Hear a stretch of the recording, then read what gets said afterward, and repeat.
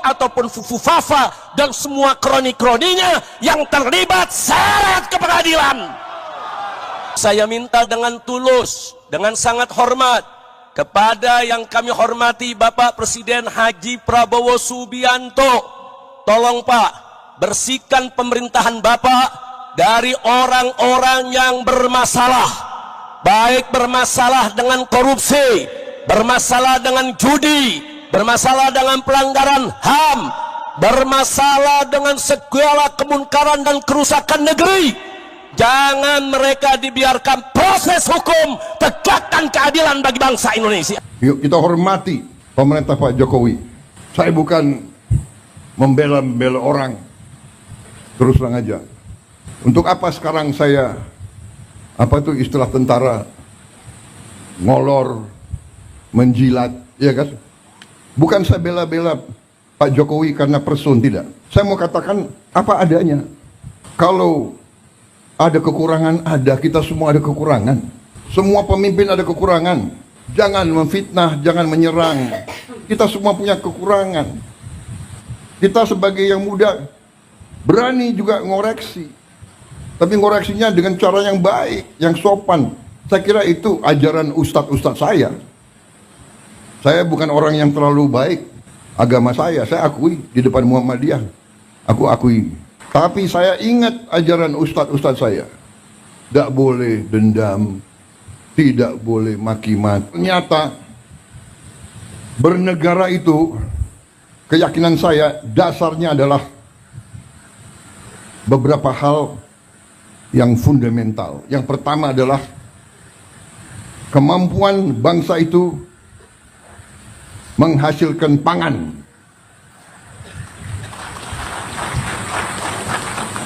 Karena itu kita hormati apa yang dilakukan oleh pemerintah sebelum saya. Semua pemerintah sebelum kita.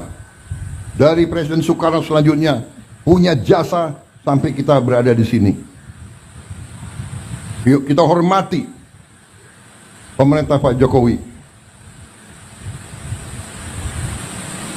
Saya bukan membela orang, terus terang aja. Untuk apa sekarang saya, apa itu istilah tentara, ngolor, menjilat, ya kan? Bukan saya bela-bela Pak Jokowi karena person, tidak. Saya mau katakan apa adanya.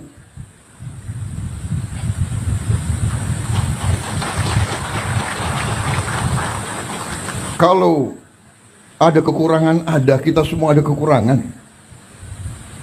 Semua pemimpin ada kekurangan. Jangan memfitnah, jangan menyerang. Kita semua punya kekurangan. Mau buka-bukaan, yang gak enak. Kita diajarkan nenek moyang kita, orang tua kita, mikul dhuwur mendem jero. Orang tua hormati yang baik. Kita sebagai yang muda berani juga ngoreksi. Tapi ngoreksinya dengan cara yang baik, yang sopan. Saya kira itu ajaran ustadz-ustadz saya. Saya bukan orang yang terlalu baik. Agama saya akui di depan Muhammadiyah. Aku akui. Tapi saya ingat ajaran ustadz-ustadz saya. Tidak boleh dendam, tidak boleh maki-maki, ya kan? Tidak boleh sakit hati, tidak boleh benci. Ya. Tuhan aja memaafkan kok.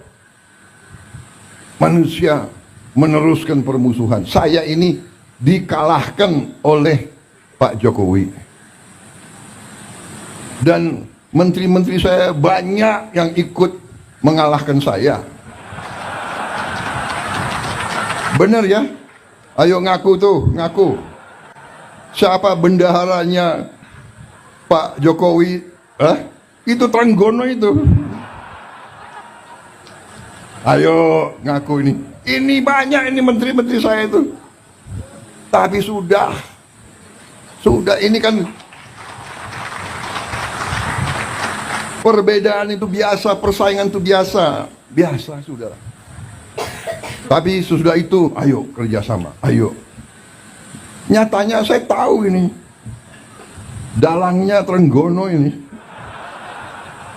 Tapi jadi wakil saya di Kementerian Pertahanan. Akhirnya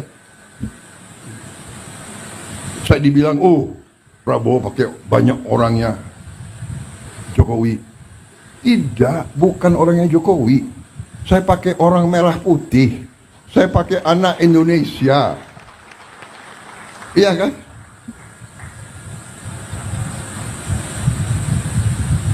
Saya ada juga yang Menko Polkam saya juga kan bukan orang Gerindra.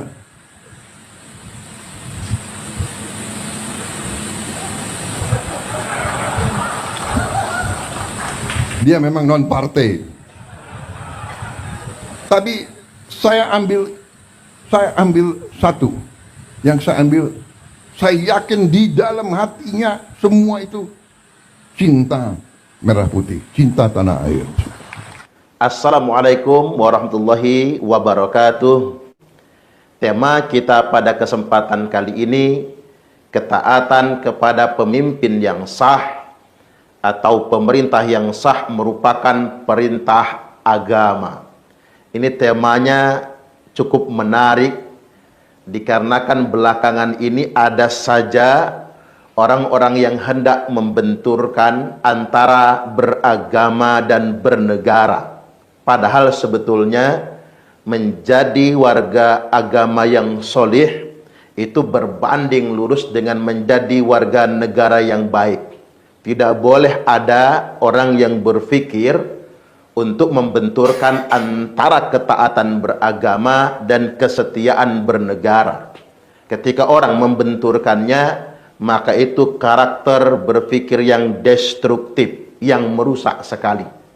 Di dalam ajaran Islam, justru sebetulnya kesetiaan beragama harus sejalan dengan kesetiaan kita dalam hidup bermasyarakat, berbangsa, dan bernegara.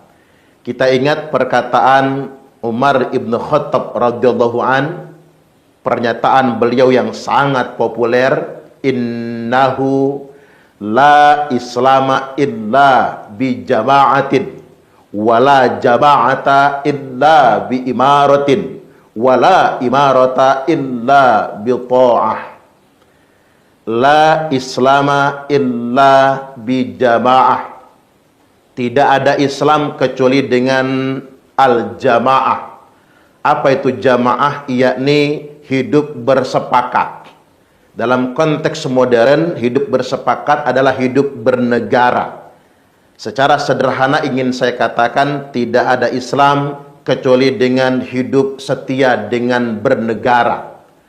Wala jama'ata illa bi imarah. Dan tidak ada negara kecuali dengan adanya pemerintahan atau pemimpin yang sah. Wala imarata illa bil ta'ah. Dan tidak ada pemerintahan kecuali dengan ketaatan, loyalitas atau kesetiaan. Artinya memang Umar ibn Khattab radhiyallahu an ingin mendudukkan dan memasang garis lurus bahwasanya antara ketaatan beragama dan bernegara itu sejalan dan saling menguatkan.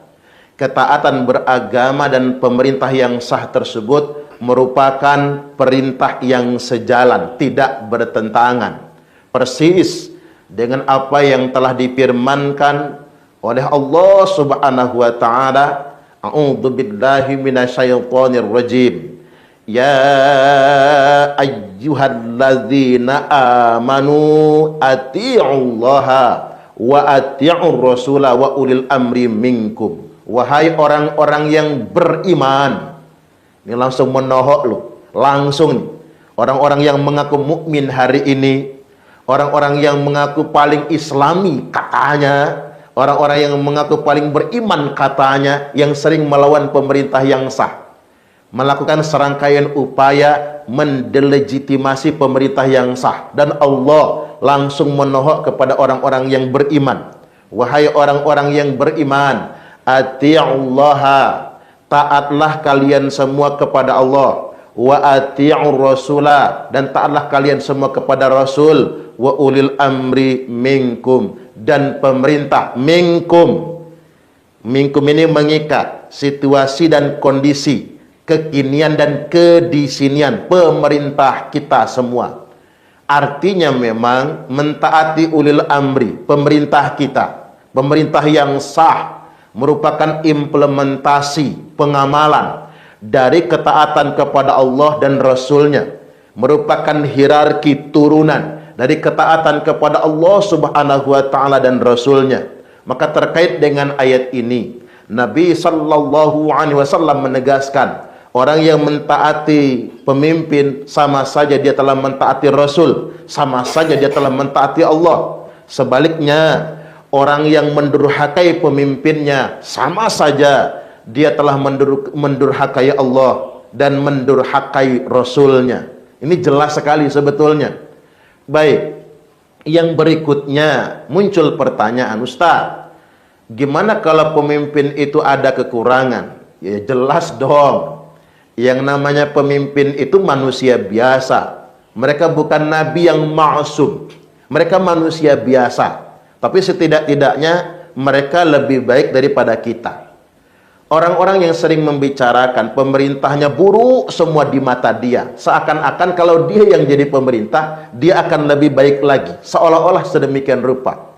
Seakan-akan pemimpin itu adalah malaikat yang harus sempurna, tak punya celah. Nah, terkait dengan ini sudah dijawab oleh Nabi Sallallahu Alaihi Wasallam. Beliau bersabda, "Man kariha min amirihi syai'an," barang siapa yang membenci urusan dari pemerintahnya, ada kebijakan, ada program yang dilakukan oleh pemerintah yang dia tidak suka, kata Nabi, falyasbir, maka hendaklah dia bersabar. Bukan malah kemudian menjelek-jelekkan pemerintah, atau seperti yang terjadi hari ini, orang-orang yang tidak terima dengan pemerintah yang sah, mungkin yang terpilih bukan pilihan dia, segala daya upaya dia lakukan, menyebar hoax, berita bohong, framing negatif, yang endingnya cuma satu, mendelegitimasi pemerintah yang sah. Nabi sudah menegurnya. Kata Nabi, barang siapa yang tidak suka dengan program pemerintahnya, atau mungkin enggak suka dengan pemerintah terpilih tersebut, fal yasbir, maka pilihannya cuma satu, kata Nabi, hendaklah dia bersabar. Fa innahu man kharaja minas sultani shibron, karena barang siapa yang keluar dari ketaatan, dari loyalitas kepada pemerintahnya shibron, sejengkal saja, famata, maka dia mati, mata mitatan jahiliyah, maka matinya mati jahiliyah. Di sini enggak ada pilihan lain. Suka enggak suka kita dengan pemerintah, maka yang harus kita lakukan adalah bersabar. Dan apabila kita melakukan upaya-upaya bughah, makar, melawan pemerintah yang sah, walaupun atas nama agama, maka mata mitatan jahiliyah, maka matinya mati jahiliyah. Jelas sekali ini. Nah, disebutkan dalam riwayat yang lain juga, idza ra'aitum miwulatikum syai'an takrahunahu, apabila kalian semua menyaksikan pekerjaan pemerintah kalian yang kalian benci, ada program pemerintah yang tidak kalian sukai, maka fakrahu amalahu, bencilah saja programnya, kritik saja kebijakannya, jangan membenci pemerintahnya atau mengajak khalayak ramai untuk memberontak atau menurunkan paksa pemerintah yang sah tersebut. Cukup benci saja perbuatannya. Kemudian wala tanzi'u yadan min ta'ah, jangan sekali-kali, kata Nabi, melepaskan tanganmu dari ketaatan kepada pemerintah yang sah. Boleh mengkritik, boleh menyampaikan nasihat, tapi yang tak boleh upaya mendelegitimasi pemerintah yang sah. Juga disebutkan dalam keterangan yang lainnya, alal mar'il muslimi as-sam'u wa ta'ah, bagi setiap pribadi muslim wajib mendengar dan wajib untuk taat kepada pemerintah yang sah. Fima ahabba wa kariha, terhadap urusan yang dia sukai atau yang dia benci. Nah, sekarang begini, like and dislike. Mungkin ada kebijakan pemerintah yang demen di kita, ada juga yang nyesek di kita. Ada yang kita suka, ada yang tidak kita suka. Tetapi kalau dia mukmin yang sesungguhnya, muslim yang sejatinya, dia punya kewajiban mendengar, punya kewajiban mentaati, suka atau tidak suka. Termasuk juga yang nggak suka dengan pemimpin. Ini buat yang nggak suka misalnya sama presiden terpilih. Oke, dari awal nggak suka sama Pak SBY barangkali, nggak suka sama Pak Jokowi sekarang barangkali, suka atau tidak suka, like and dislike, maka punya kewajiban yang sama mendengar dan taat. Selama diperintahkan tidak dalam perbuatan maksiat, illa ayyu'mara bi maksiatin, kecuali kalau pemimpin kita itu ngajak kita maksiat, ngajak kita berbuat munkar, memerintahkan kepada perbuatan maksiat. Fa in umira bi maksiatin fala sam'a wala ta'ah. Kalau diperintahkan untuk berbuat maksiat, tidak boleh mendengar dan tidak boleh mentaatinya. Ini catatan bagi kita semua. Ternyata memang sama sekali tidak dibenarkan menurut ajaran Islam upaya-upaya mendelegitimasi pemerintah yang sah. Jadi jika ada hari ini orang-orang yang mengatasnamakan agama, bahkan berjubah agama, ngajak rakyat melawan pemerintah yang sah, dia sesat dan menyesatkan. Saya ulangi lagi ya. Kalau ada orang yang dengan jubah agama, mengatasnamakan agama, ngajak umat ini melawan pemerintah yang sah, maka dia sesat dan menyesatkan. Rasulullah SAW bersabda, man khala'a yadan min ta'atin laqiyallaha yaumal qiyamati la hujjatalahu. Barang siapa yang melepaskan tangannya dari ketaatan kepada pemerintah yang sah, maka dia akan ketemu Allah Subhanahu wa ta'ala nanti pada hari kiamat tanpa hujah sama sekali, tanpa boleh memberikan alasan. Ada banyak perbuatan kriminal yang kita bisa berhujah di hadapan Allah. Ngapa kamu maling? Lapar ya Allah, nggak kebeli belas. Hujah masih didengar. Ngapa kamu berzina? Istri saya merantau ke Arab ya Allah, 3 tahun nggak pulang-pulang. Hujah masih didengar. Masalah diterima atau tidaknya urusan Allah. Tapi ada perbuatan kriminal yang Allah tidak mau mendengar alasannya, yakni mendelegitimasi pemerintah yang sah atau melawan pemerintah yang sah. Maka barang siapa yang melepaskan tangannya dari ketaatan kepada pemerintah yang sah, lalu kemudian dia memisahkan diri dari pemerintah yang sah tersebut, mata mitatan jahiliyah, maka matinya mati jahiliyah. Sekarang kita berpikir waras sajalah dengan logika yang sederhana. Apa sih yang menjadi alasan kita kemudian untuk selalu menolak pemerintah yang sah? Wong sekarang kita bukan hidup di zaman penjajahan kok. Ya, kalau kita hidup di zaman penjajahan, penjajah adalah penguasa yang tidak sah, maka wajib kita untuk melawannya. Sekarang kita hidup di zaman kemerdekaan. Kita semua sedang membangun. Kalau kita mau dibentur-benturkan mengatasnamakan agama, kapan kita jadi majunya?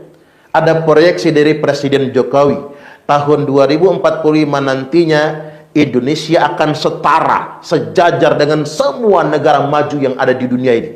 Nah, ini yang sebetulnya ingin dihambat. Makanya diciptakan konflik-konflik horizontal, konflik-konflik di dalam negeri. Tujuannya apa? Agar Indonesia tidak bisa maju dan berkembang. Dan cara yang paling efektif untuk mengadu domba umat, menggunakan bahasa agama. Saya ulangi lagi, cara yang paling efektif untuk membenturkan sesama warga bangsa, untuk membenturkan segenap umat, yakni dengan menggunakan bahasa agama. Rasulullah SAW telah mengancam, la yadkhulul jannata namam, tidak akan pernah masuk surga orang yang mengadu domba. Saya ingin closing ini dengan sebuah pernyataan yang tegas. Segala upaya, segala ideologi yang mengarah kepada upaya mendelegitimasi pemerintah yang sah, menentang pemerintah yang sah, mengajak umat untuk melawan pemerintah yang sah, itu merupakan ideologi Khawarij. Terkait dengan ini, Nabi sallallahu alaihi wasallam telah bersabda, "Man kharaja minat ta'ah," barang siapa yang secara sengaja keluar dari ketaatan kepada pemerintah yang sah, wa faraqal jamaah, dan melawan kepada negara, mata mitatan jahiliyah, maka dia matinya mati jahiliyah. Kesimpulannya, kesetiaan kita kepada agama harus berbanding lurus dengan kesetiaan kita dalam hidup berbangsa dan bernegara, dan tidak ada satupun doktrin agama yang membolehkan kita melawan. Itulah tadi tanggapan dari Bapak Prabowo Subianto tentang tuntutan dari Habib Rizik yang meminta untuk mengadili Jokowi, serta beberapa pencerahan dari Ustadz Suparman yang mengajarkan kita agar kita selalu mengikuti tatanan bermasyarakat serta mengikuti ajaran-ajaran agama yang berlaku. Bagaimana menurut pendapat teman-teman semua? Silahkan lanjut di kolom komentar. Terima kasih selalu support Arman Al-Fatih. Kita jumpa lagi di video selanjutnya. Assalamualaikum warahmatullahi wabarakatuh.